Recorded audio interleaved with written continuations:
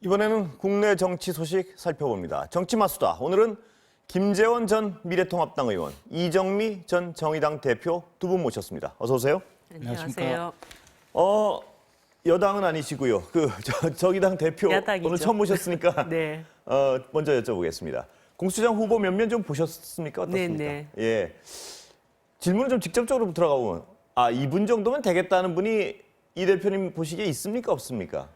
일단 7명의 후보 추천위원들 중에 6명의 합의가 있어야 되기 때문에 여야가 각각 추천한 후보들에 대해서 여러 가지 논란이 있을 것 같습니다. 일단 공수처가 수사의 대상이 되는 사람들을 그 당사자들이 수사하는 문제, 이 문제를 해결하기 위해서 공수처가 요구가 됐고 그런 점에서 특수부 출신의 검사들로 전부 추천된 그 제1야당 후보들에 대해서는 여러 가지 마뜩 짜는 부분들이 있을 거라고 보여지고요.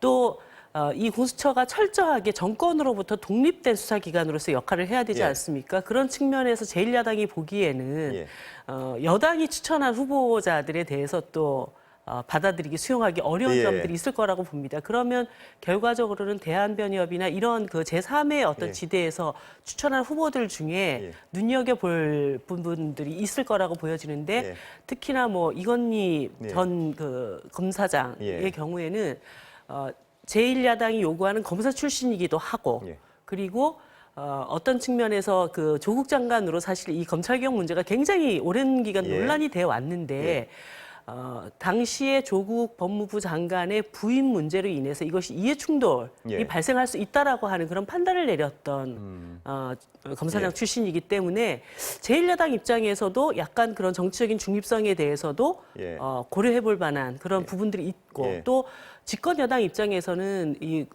국민권익위원회 활동을 또 하셨던 분이 아닙니까? 그렇기 때문에 여야의 여러 부분들을 좀 두루두루 만족시킬 만한 그런 분이지 않나 이런 판단이 좀 들더라고요. 뭐 물론 그 이외에도 대한변협에서 뭐 한명관 후보자라든가 이런 부분들에 대한 여러 가지 그 가능성 이런 것들을 우리가 봐야 되겠지만 아무튼 여야가 각각 추천한 후보들은 어차피 추천위원들 사이에서 전부 배제가 된다고 한다면 그 대한변협에서 추천된 분들 중에 이런 분들도 있다 이렇게 봅니다. 근데 이 대표님 말씀은 기술적으로 이런 분이 가능하다는 말씀인가 아니면 객관적으로 보기에도 그분 방금 말씀하신 분은 어떤 괜찮은 분인 적합한 분인가요? 두 가지를 어차피 지금 추천된 후보자들 중에서 결정을 해야 한다면 기술적인 측면에서도 정치적인 측면에서도 두루 만족시킬 만한 여건을 좀 갖고 있지 않은가 이런 생각이 듭니다.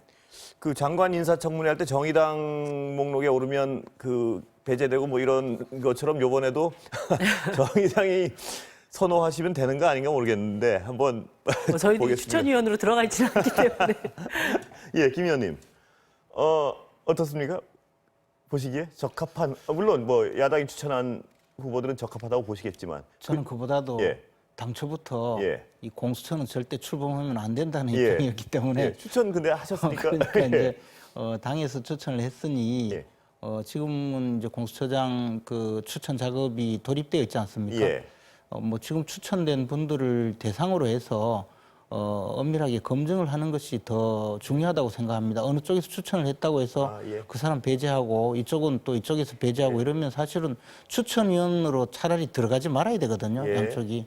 그러면 말씀하신 대로 그냥 대한변협에서 추천한 사람이 온당하다면 추천위원 자체를 여야가 차라리 안 들어가거나 또는 여야에서는 추천하지 않는 것이 오히려 낫다고 보죠.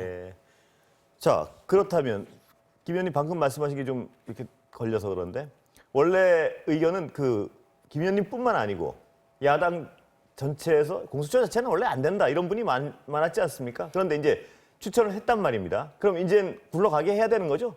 원래 공수처를 아무리 반대하셨더라도 이제 법이 통과가 됐거든요. 국민의 대표기관인 국회에서 공수처법을 처리를 했고 또 그에 따라서 공수처장 추천위원회까지 가동이 되었기 때문에 공수처장 추천위원회의 어떤 독자적이고 자율적인 방식으로 추천 작업을 해야 된다고 생각합니다.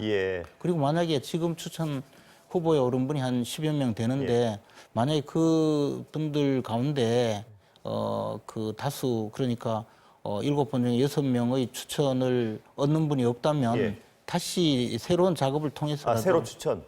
새로 추천을 받더라도 추천을 해야 된다고 생각합니다.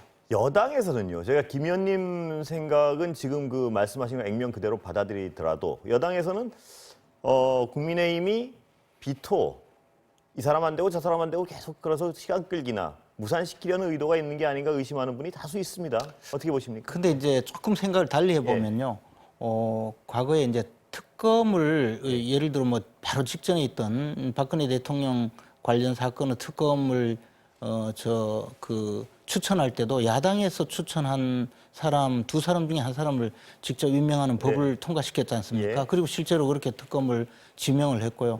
만약에 공수처가 정말 뭐 검찰 개혁이라든가 또는 수사기관에 대한 어떤 수사 또는 이제 거대 범죄 거악에 대한 축출을 목적으로 한다면 야당에서 지금 추천을 해놓았기 때문에 만약에 그분들을 추천을 공수처장으로 임명을 한다면 안 굴러갈 도리가 없지 않겠습니까? 예컨대 그런 생각을 하지 않고 뭐 공수처 자체를 지금 현재 검찰 그 정권에서 마음대로 부릴 수 있는 검찰처럼 만들려고 한다면 계속 추천을 자신들이 요구하는 사람을 안 하면 나중에는 법 개정까지 해서 공수처장을 멋대로 임명을 하려고 하겠지만 그렇지 않다면 충분히 근데 될 수 있죠. 김 의원님 지금 말씀 들어보면 야당에서 추천한 인사 안 시키면 계속 비토하겠다 이 말씀으로도 들리는데 그렇게 해석해야 되는 겁니까? 지금 국민의힘 지도부가 그런 생각을 갖고 있는지 저는 모르겠는데 제가 만약에 지도부라면 저는 그런 주장을 할 것 같아요. 아 그래요? 예. 그거는 안 하시겠다는 말씀하고 비슷한 그렇진 말씀 아닌가 않습니다. 예? 그렇진 그렇지 않고요. 않아요? 예. 공정한 사람을 하자는 거죠. 지금처럼 지금 이제 검찰이 좀 심하게 말씀드리자면 내 편은 뭐 무조건 감싸고 또 내 편이 아니다 싶은 사람들은 뭐 악독하게 수사를 한다는 그런 느낌으로 받아들여지는 부분이 좀 있지 않습니까? 만약 공수처를 그렇게 운영한다면 이거는 정말 큰 문제거든요. 그러니까 공수처를 정말 진정하게 공정하게 운영한다면 야당이 추천하는 사람을 꼭 중립지역에서 추천한 분도 있지 않습니까? 그러니까 이제 그것까지 대한변협이나 아까 이 대표님 말씀하셨지만 대한변협에서 추천한 분이 꼭 중립적이다 이런 부분에 대해서 확신이 있다면야 야당이 굳이 반대할 리가 없죠. 예, 이 대표님 보시면은 지금 야당에서 뭐 물론 김 의원님 개인적인 생각이시지만요. 야당 추천 인사 아니면 계속 비토할 수도 있다는 어떤 그런 생각이신 것 같은데 그 중에 눈길 끄는 인물도 있어요. 뭐냐면 그 경남지사 이름하고 똑같은 김경수 후보. 네. 그분 같은 경우 여야가 의외로 거부감이 없을 수도 있다. 이런 지적도 있는데 어떻게 보세요? 일단 지금 국민들이 공수처 문제 때문에 상당한 피로감을 느끼고 있습니다. 그렇기 때문에 제때 제대로 좀 출범하는 게 일단 필요하다고 보여지고요. 예를 들어서 뭐 여야가 각각 낸 후보들이 누가 보더라도 공수처장으로서 굉장히 합당한 인물이다. 이렇게 판단이 된다면 뭐 6명의 합의를 얻어내는 게 어렵지는 않겠죠. 그런데 지금 이 공수처 추천 과정 자체도 상당히 정치적인 문제가 개입될 수밖에 없는 이런 상황이지 않습니까?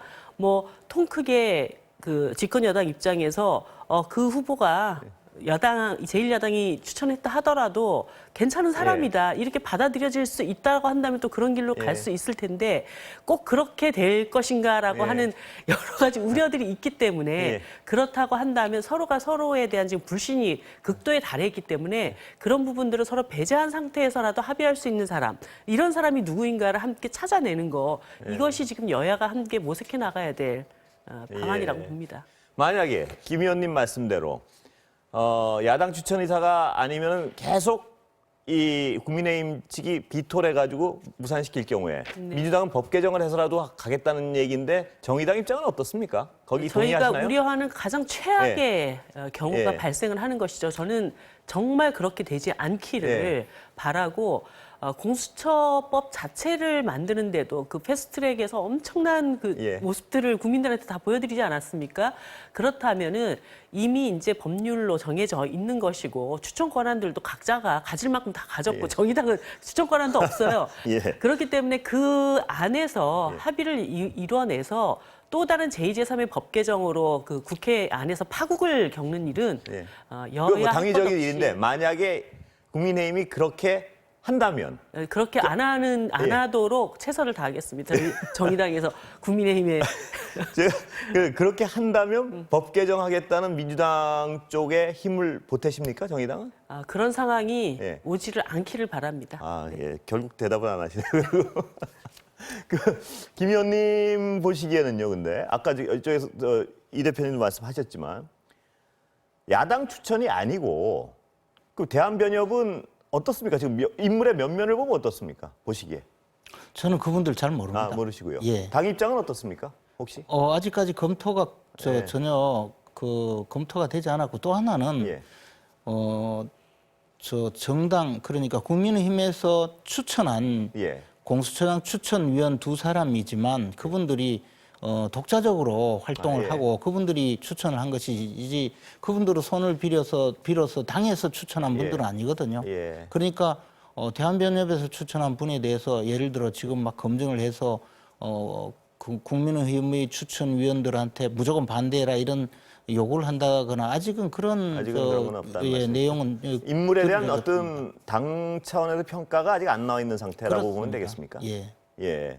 그렇다면 지금 국민의힘이 추천한 한 분 후보 사퇴를 했단 말입니다. 그건 뭐 어떻게 보세요? 그러니까 예. 이제 사실 이런 그 공수처장 후보자로 예. 이름이 오를 때 개인적인 또 외부의 어떤 비난이라든가 예. 또 이런 것이 굉장히 힘든 분들도 있거든요. 예. 과거 사례에 보면 예. 또 어떤 경우에는 뭐 사실 야당에서 추천한 후보자가 공수처장으로 실제 임명될 가능성도 별로 없는데 왜 내가 거기 이름을 올려서 이래 고통을 당하느냐 이런 생각을 할 수도 있죠. 예. 예. 자, 공수처장 문제는 이 대표님은 어떻게든지 하여튼 출범시키는 건 굉장히 중요하다는 입장이신 것 같고요. 네. 국민의힘은 앞으로 어떤 평가를 내리실지가 인물 면면에 대한 또 누구를 지원하실지가 그게 궁금한데 좀 지켜봐야겠죠. 그러니까 그 평가에 대한 부분은. 지금 상황은 예. 만약에 야당 그러니까 국민의힘에서 추천한 추천위원 두 사람이 반대를 해도 예. 임명이 되지 않고 마찬가지로 민주당 추천위원 두 분이 반대를 해도 임명이 되지 않는 구조이지 않습니까? 그러니까 사실은 이 숙고해서 불편부당하게 공수처를 운영할 그런 분을 뽑는 노력이 중요한 건데 이걸 정파적으로 접근하면 사실 답이 없다고 생각합니다. 예. 그 한번 굴러가는 걸 한번 지켜봐야 될 것 같습니다. 예. 그리고 하나 관심사는 정의당에서는 어느 분을 뭐 지지하고 하는 입장을 밝히시나요? 혹시? 뭐 후보 추천위원 저희가 직접 추천위원으로 들어가 있지는 예. 않기 때문에 예. 뭐 예를 들어서 정말 이런 사람은 안 된다 이런 입장은 이제 저희들이 예. 검증 과정에서 얘기를 할 수는 있겠지만 꼭 이 사람을 밀어야 된다 뭐 이렇게 나올 것 같지는 않습니다. 네. 정의당의 입장이 가끔 어떤 끝까지 먹히는 경우가 많아가지고. 네, 예. 저희들도 꼼꼼히 살펴보겠습니다. 예. 다음 얘기 좀 여쭤보겠습니다. 특활비 문제 요새 뜨거운데요. 이 대표님 먼저 여쭤볼까요? 지금 특활비 문제 논란은 제대로 가고 있는 겁니까? 어떻습니까? 보시기에. 사실 이제 20대 국회 예. 고 노회찬 대표님께서 국회의원 특수활동비를 폐지하면서 예. 행정기관의 특수활동비 문제도 한번 다 살펴봐야 된다. 예. 근데 거기까지는 나가지를 못했죠. 그러니까 모든 특수활동비는 일단 국민들한테 영수증도 제출을 하지 않고 쓰는 돈이 굉장히 큰 거액이 있다라고 하는 거는 국민들이 납득하기 일단 어려울 것이고 정말 꼭 필요한 특수활동비가 있다. 예를 들어서 뭐 국가의 안위를 위해서 네. 필요한 어떤 첩보활동에 들어가는 돈. 그래서 영수증을 그냥 다 공개하기가 굉장히 어려운 이러한 특수활동비가 정말 꼭 필요하다면 그것은 굉장히 최소화해야 되죠. 꼭 필요한 지금 곳에 규모가 들어가야 너무 되는. 크다는 입장 예, 말씀이시죠? 지금 검찰의 올해 특수활동비가 90억 예. 이상 편성돼 있는 걸로 제가 알고 있는데 그 돈이 어떻게 쓰여졌는지를 저희들이 검증하지 못하다 보니까 이번에 그 돈이 뭐 윤석열 총장에게 가까운 사람에게만 갔다는 등 법무부로도 어떻게 갔다는 등 이러고 있고 국민들은 도대체 그 돈이 어떻게 쓰여졌는지는 검증할 방법이 없는 이런 상황이 되지 않습니까? 그래서 일단은 특수활동비를 최소화시키고 그리고 이런 첩보기관에서 사용한 특수활동비를 적어도 뭐 정보위원회라든가 어떤 특정한 기관에서 검증할 수 있는 이런 정도의 장치를 만드는, 그래서 이 특수활동비라는 제도 자체를 어떻게 개혁할 것인가로 이 문제가 접근이 돼야 되는데, 마치 이것이 뭐 이 특수활동비의 본질은 사라지고 윤석열 총장 대 추미애 법무부 장관의 2라운드, 3라운드로 계속 가고 있다 보니까 이게 정말 검찰 개혁의 바른 방향으로 가느냐, 이런 물음표를 자꾸 던지는 것 같습니다. 김 의원님은 특수활동비 어떻게 보세요? 지난해 제가 이제 지난해 정기국회에서 바로 이맘때쯤 제가 예결위원장이었거든요. 그때 당시에 특수활동비 문제를 집중적으로 문제 제기를 하고 법무부뿐만 아니라 청와대부터 그 국가정보원의 예산은 전부 특수활동비지만 그것은 예결위에서 다룰 수 없는 예산이기 때문에 그 제외한 모든 특수활동비에 대해서 검증을 들어갔거든요. 그리고 실제로 삭감을 대폭 하겠다고 통보를 하고 삭감 작업 중이었는데 그때 민주당과 정의당 등 이 4+1 체제라는 것을 만들어서 날치기 처리하는 바람에 한 푼도 깎지 못했죠. 어떻게 보세요, 이 부분? 그래서 특수활동비 문제는 사실 그때 굉장히 많이 그 제도 개선도 하고 할 수 있는 기회가 있었습니다. 그런데 지금 이제 문제가 되고 있는 법무부 특수활동비도 사실 그때 정의당과 또 민주당 등 그 4+1 체제에서 사실 예결위를 거치지 않고 통과시켜 버렸어요. 어떻게 보면. 그런 상황이었기 때문에 지금 문제가 되고 있는 저런 이야기는 사실 추미애 장관이 굉장히 좀 그 거짓말에 가까운 이야기를 한 것이거든요. 그리고 법무부에서 특수활동비를 상당히 많이 사용했고 검찰의 특수활동비까지 법무부에서 끌고 가서 사용한 것은 사실 저는 불법이라고 봤거든요.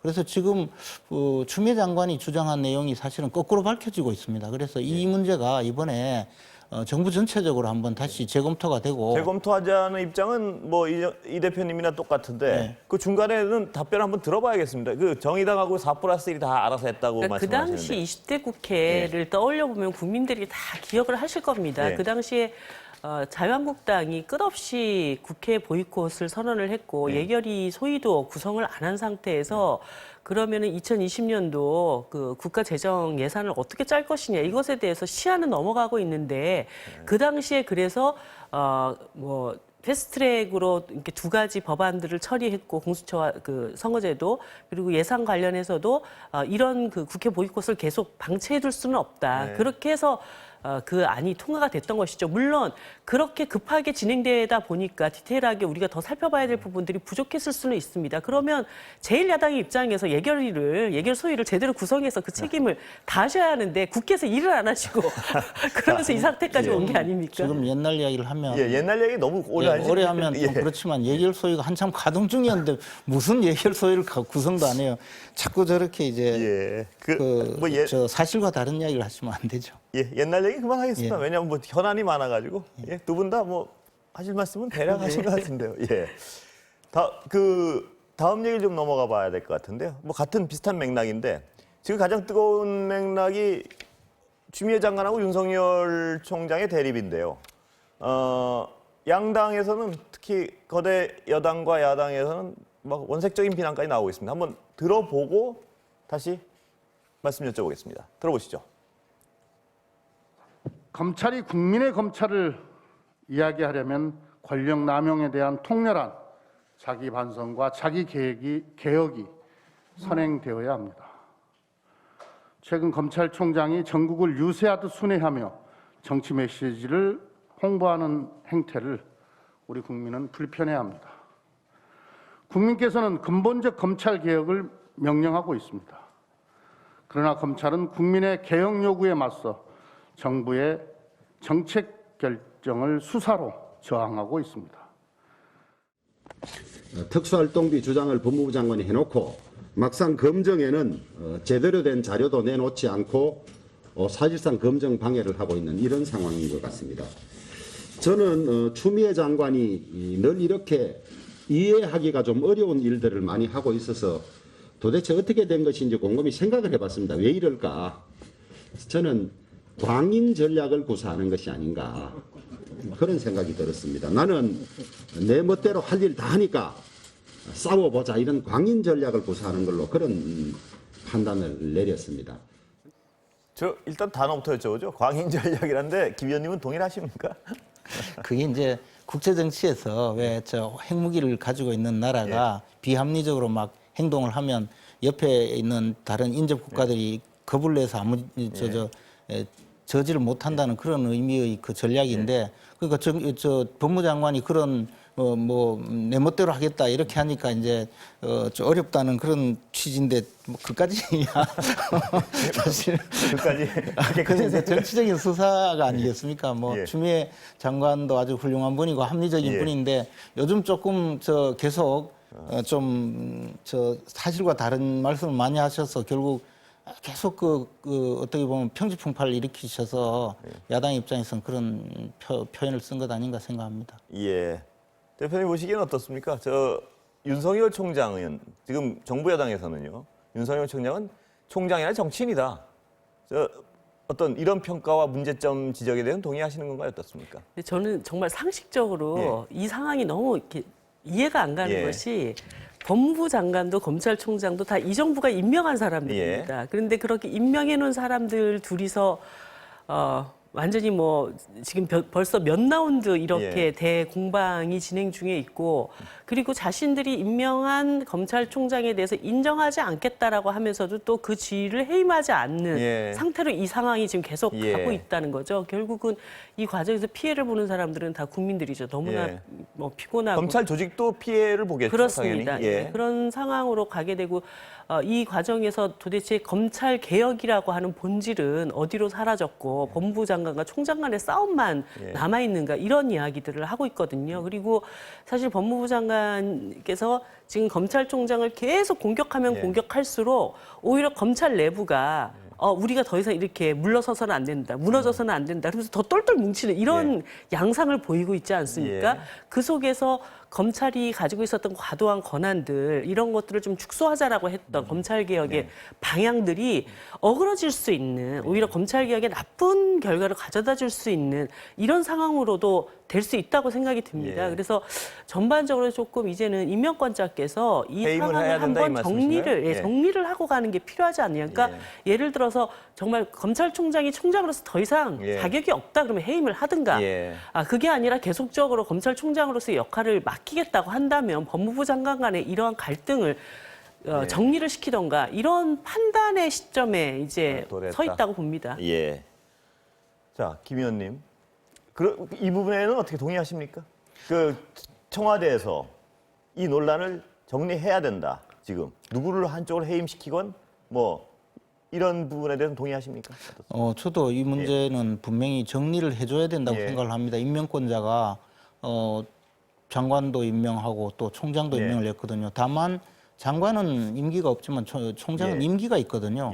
그 임기제 총장을 중도에 그만두게 하려면 특별한 총장으로서 어떻게 직무를 집행할 수 없는 그런 사유가 있다면 모를까 쉽게 해임을 할 수 있는 근거가 없기 때문에 총장을 해임할 가능성이 그렇게 많지가 않다고 봅니다. 그런데 사실 윤석열 총장이 대권 후보라고 칭해지는 현실 자체가 정상이 아니거든요. 현직 총장이요? 현직 총장이 그리고 사실 지방에 그 강연을 갔는데 그것도 자기들 조직원 뭐 차장검사, 신임검사 이런 검찰 내부에 그 일선 검사들을 상대로 해서 총장으로서의 뭐 지시 말씀 이런 걸 하는 것이 마치 대권 주자가 지방에 가서 선거운동 하듯이 지금 언론에 거의 중계가 되지 않습니까? 이런 것이 바로 잘못된 것이거든요. 근데 왜 그렇게 만들었냐면 그것은 윤석열 총장이 만든 것이 아니고 현 청와대와 여당이 만들어가고 있거든요. 그리고 추미애 장관이 만들어간단 말이죠. 그래서 이 문제를 바로 잡으려면 일단 저는 뭐 추미애 장관이 더 이상 도발을 좀 하지 않으시든가 검찰이 정말 중립적이고 그 부분 하나만 더 추가해서 좀 여쭤보겠습니다. 뭐냐면 아까 여당과 장관이 저렇게 한다고 윤 총장의 발언을 오해하게 만들었다고 말씀을 하셨는데요. 윤 총장의 행위 자체가 너무 정치적이고 좀 비판할 부분이 있지 않습니까? 어떻습니까? 현직 총장으로서 자신의 행위가 어떻게 읽힐지를 빤히 알면서 그런 어떤 행위를 한다는 것 자체는 그런 부분에 대해서 이제 뭐 지난번 국정감사 때의 답변 태도라든가 이런 부분인데 국민들이 보기에는 법무장관이 검찰총장을 막 억압하고 또 좀 부당하게 대우를 한다. 그래서 저 사람이 화가 났구나 하고 도리어 그 사람을 두둔하는 그런 방식으로 가고 있거든요. 예. 그렇지 않게 장관도 그렇고 여당도 그렇고 지금 저 자신들이 임명한 총장에 대해서 부당하게 압박을 한다는 그런 모습은 좀 안 보일 정도로만 하면 좋다. 자, 그거랑 연결된 부분인데요, 이 대표님. 오늘 여론조사 보셨는지 모르겠는데 그 여론조사 한 개라서 뭐 크게 의미를 안 둘 수도 있겠지만 윤석열 총장이 대선 주자 선호도 1위로 나왔단 말입니다. 처음인데 어떻게 보세요? 일단 이 1위라는 어떤 그 선호도가 정치인으로 파괴력이 있다고 보세요? 어떻게 보세요? 정치적으로. 그동안 제1야당에 뚜렷한 대선 후보가 없었지 않습니까? 예. 그러니까 이제 뭐라고 해야 되나 집권 여당 안에서의 그 후보 경쟁이 두드러지고 제1야당 안에서는 그런 것이 잘 보이지 않는 상태에서 윤석열 총장이 사실 여권을 대표한다기보다는 지금은 이제 야권을 대표하는 주자로 이제 부각이 됐기 때문에 이거는 집권 여당이 이때까지 이 검찰 개혁 과정에서 윤석열 총장을 다뤄왔던 과정의 어떤 이렇게 실책 이런 것들이 좀 그대로 반영된 것이다 이렇게 보여지고요. 국민의힘으로서는 상당히 여러 가지 이제 곤혹스러운 점들이 있겠죠. 그러니까 검찰총장이 대선 후보군이 된다라는 것은 사실 뭐 윤 총장이 임기가 끝나고 난 다음에 어떻게 마음이 바뀔지는 모르겠지만 굉장히 불확실한 어떤 가능성이 있지 않습니까? 그런데 이런 그늘에 가리어서 더욱더 자신들의 대선 후보군을 부각시키기가 어려운 그런 상황으로 갔기 때문에 국민의힘에게도 굉장히 빨간불이 켜진 그런 상황이 아닌가. 빨간불이 켜졌다고 보신다. 김 의원님 어떻습니까? 이 일이 반갑습니까? 안 반갑습니까? 야당으로 보실 때. 야당 입장에서 지금 저 야당 소속 그 대권 주자들의 지지율이 정말 미미한 상태에 있거든요. 그런 상태에서 윤석열 총장의 지지율이 높게 나오니 가능성도 있지만 한편으로는 정말 당의 존폐 위기로 가는 것 아니냐 이런 두 가지 논리가 동시에 성립할 수 있고요. 가능성은 어떤 부분에서 보십니까? 윤석열 총장이 정말 정치를 한다면 그리고 그 상태로 윤석열 총장 중심으로 범야권이 뭉칠 수 있다면 그러면 정권 교체의 어떤 그 또 가능성이 생기는 거지만 그럴 가능성이 많지도 않고 또 하나는 많지 않다고 보시는 거죠? 김 의원님도? 왜냐하면 지금 윤석열 총장을 대선 주자로 생각하고 지지한다고 생각하는 분들은 현 정권의 어떤 부당한 압력이라든가 또는 더 나아가서 부정부패, 고위층의 부정부패나 부당 행위에 대해서 철저히 수사를 해달라는 그런 기대감의 표현이거든요. 정치인 윤석열에 대한 그렇죠. 그건 아니란 그런데 말씀이시죠? 만약에 이제 정치인으로 돌아오면 그 순간에 저분이 진짜 정치 생각이 있었구나. 순수한 지금 저 사람이 아니었구나. 이렇게 되면 지지율이 폭락할 가능성도 거품이 있고. 꺼질 가능성이 크다는 말씀이시죠? 예, 그것도 크고 또 하나는 과연 국민의힘에 입당을 하겠습니까? 저는 입당할 생각은 없으리라고 봅니다. 그러니까 만약에 정말 정치를 시작해서 대선에 나간다 하더라도 독자적인 세력을 구축해서 나가지 지금 야당에 들어가면 그 자체가 좋지 않은 영향으로 다가올 텐데 저는 그렇게 할 가능성은 별로 없다고 보거든요. 그렇다면 지금 국민의힘이 마냥 좋아할 일은 아니죠. 기대와 아까 존망의 위기 이렇게 둘 나누셨. 어느 쪽이 더 큽니까? 이 현상 자체는 우려가 더 큽니까? 기대가 더 큽니까? 김 의원님 말씀하시는 거 보면 우려가 더 크신 것 같은데. 그러나 이제 지금의 입장에서는 워낙에 그 야권에 뚜렷한 주자가 없기 때문에 또 아주 그 만약에 독보적인 주자로 윤석열 총장이 오른다면 또 새로운 가능성이 생기지 않겠습니까? 하나 뭐 추가로 더 여쭤보면. 야권의 야권이 꼭 국민의힘이 아니라도 야권의 어떤 주요 주자로 됐다가 완주하지 못하고 중간에 반기문 같은 케이스가 되면 사무총장 같은 케이스가 되면 야권엔 더 재앙이다 이렇게 분석하는 분들인데 그 가능성은 어떻게 보십니까? 그런 분들도 있는데 이제 사실은 윤석열 총장이라는 그 어떤 그 실체가 결국은 현 집권 세력의 어떤 잘못된 모습을 응축적으로 나타내주는 그런 효과가 있거든요. 그리고 그것이 야권 전체의 단결을 또 촉진하는 촉매제가 될 수도 있기 때문에 아직까지도 이것이 어디로 어떤 방향으로 발전해 갈지는 그것은 저 국민들이 선택할 그런 주제라고 생각합니다. 시간은 다 됐는데요. 이 대표님은 이 현상 윤석열 대선 후보 1위 현상을 어떻게 보시고 어떻게 돼야 된다고 보세요? 마지막으로 좀 정리 좀 해주시고. 예. 사상 초유의 일이죠. 예. 검찰총장이 현직 검찰총장이 대선 후보 1위를 예. 차지하고 있다는 건 그만큼 우리나라 정치가 굉장히 많이 망가져 있는 상태를 저는 보여준다고 예. 생각을 합니다. 이 검찰 개혁의 방향은 올곧게 가되 지금 이 법무부와 총장 간의 이 갈등 문제는 하루속히 빨리 해결할 수 있는 청와대가 방안들을 정리해야 된다? 예, 내놔야 빨리. 된다고 봅니다. 예, 오늘 말씀 감사합니다. 예.